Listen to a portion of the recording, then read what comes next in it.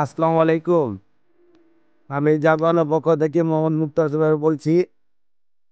অল্প টাকায় অল্প খরচে যদি শ্রীলঙ্কা বা মালদ্বীপ আসতে চান তাহলে জাপান ট্রাভেলসে যোগাযোগ করেন। খুবই দক্ষ সহকারে কাজ করে থাকে এবং তার কোনো তুলনীয় হয় না। এরা তার পরবর্তী শুরুকে এভরিথিং যেন যা লাগে তার থেকেই সংগ্রহ করে পাঠিয়ে দেয়। তারে বলতে হয় না, সে খুব দক্ষ নিয়ে কাজ করে।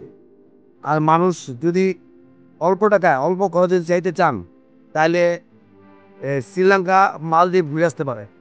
জাগুয়ার ট্রাভেলসে যোগাযোগ করলে আপনারা বুঝতে পারবে, অল্প টাকা অল্প খরচে ঘুরে আসতে পারবে। দেখেন ভাই, সবচেয়ে বড় টাওয়ার, যে টাওয়ারের কোনো তুলনা হয় না। শ্রীলঙ্কার সবচেয়ে বড় টাওয়ার এই যে,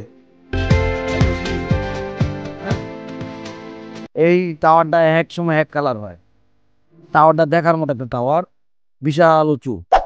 আমি শ্রীলঙ্কার সবচেয়ে বড় টাওয়ারের উপরে, যে টাওয়ারের কোনো তুলনা হয় না, বিশাল বড় টাওয়ার, এই টাওয়ার উপরে উঠছি। দেখেন ভাই, কি সুন্দর দেখা যায়, সবচেয়ে বড় টাওয়ার,